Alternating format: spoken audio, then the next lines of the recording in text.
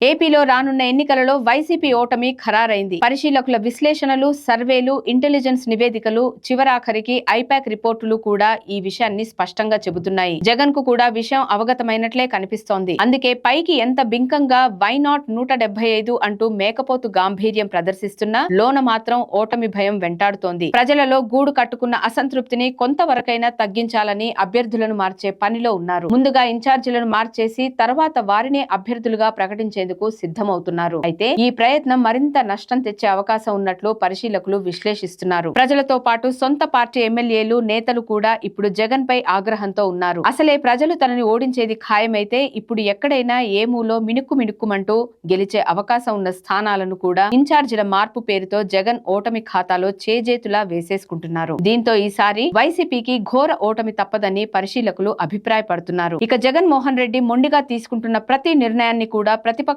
నేతలు తమకు అనుకూలంగా మార్చుకునేందుకు ప్రణాళికలు రచించుకుంటున్నారు. ఇందులో భాగంగానే ఉమ్మడి ఉభయ గోదావరి జిల్లాలపై జనసేన అధినేత పవన్ కళ్యాణ్ స్పెషల్ ఫోకస్ పెట్టినట్లు తెలుస్తున్నది. ఉమ్మడి ఉభయ గోదావరి జిల్లాల విషయానికి వస్తే రాష్ట్రంలో అధికారంలోకి రావాలంటే ఉభయ గోదావరి జిల్లాలు కీలకం. ఇక్కడ ఎక్కువ స్థానాలు ఏ పార్టీ సొంతం చేసుకుంటే ఆ పార్టీదే అధికారం. గత ఎన్నికలలో అధికారం దక్కించుకున్న వైసీపీ కూడా ఈ జిల్లాల్లో అత్యధిక స్థానాలను దక్కించుకుంది. పశ్చిమ గోదావరి జిల్లాలో 15 స్థానాలకు గాను 13 చోట్ల వైసీపీ గెలిచింది. 2 ఎంపీ స్థానాలు కూడా దక్కాయి. అలాగే తూర్పు గోదావరి జిల్లాలో కూడా 19 స్థానాలకు గాను వైసీపీ 14 చోట్ల గెలిచింది. 3 ఎంపీ స్థానాలను గెలుచుకుంది. అయితే ప్రభుత్వం ఏర్పాటైన 6 నెలలకే ఇక్కడ అసంతృప్తి మొదలైంది. ఈ 2 జిల్లాల్లో కాపు సామాజిక వర్గం రాజకీయాలను తీవ్రంగా ప్రభావితం చేస్తుంది. అయితే జగన్ కాపు రిజర్వేషన్లు కుదిరే అంశం కాదని తేల్చేయడం వైసీపీకి అతిపెద్ద మైనస్ గా మారింది. సాధారణ ప్రజలలో జగన్ పాలనపై అసంతృప్తి తీవ్రంగా కనిపిస్తుండటంతో కాపులలో జగన్ పై ఆగ్రహం పెరిగింది. అదే సమయంలో మరో పక్క పార్టీలో అంతర్గత పోరు కూడా తీవ్రమైంది. నరసాపురం ఎంపీ రఘురామకృష్ణరాజు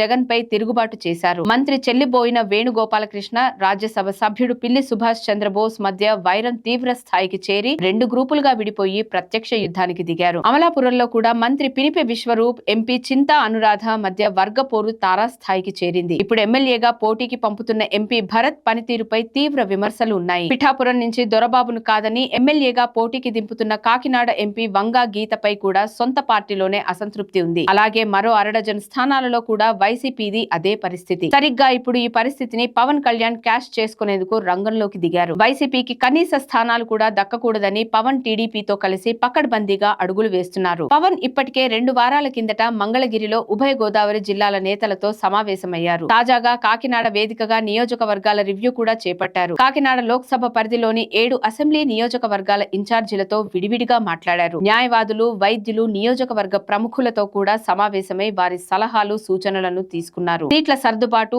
ఓట్ల బదలాయింపు విషయంలో కూడా పవన్ ప్రత్యేక జాగ్రత్తలు తీసుకుంటున్నారు. ఎట్టి పరిస్థితుల్లో ఉభయ గోదావరి జిల్లాలో ఒక్క సీటు కూడా వైసీపీ గెలవకుండా చేయాలన్నదే లక్ష్యంగా పనిచేస్తున్నారు. ప్రజలలో వైసీపీపై అసంతృప్తికి తోడు పవన్ దూకుడు చూస్తుంటే అధికార పార్టీలో ఇప్పటికే కలవరం ప్రారంభమైంది. తెలుగుదేశం, జనసేన పొత్తును విచ్ఛిన్నం చేసేందుకు ఎన్ని ప్రయత్నాలు చేసినా కుదరకపోవడం, ఇప్పుడు ఆ 2 పార్టీలు కలిసి పక్కా ప్రణాళికతో ముందుకెళ్లడం చూస్తుంటే ఈసారి వైసీపీకి ఇక్కడ 0 స్థానాలే ఖాయమని పరిశీలకులు విశ్లేషిస్తున్నారు.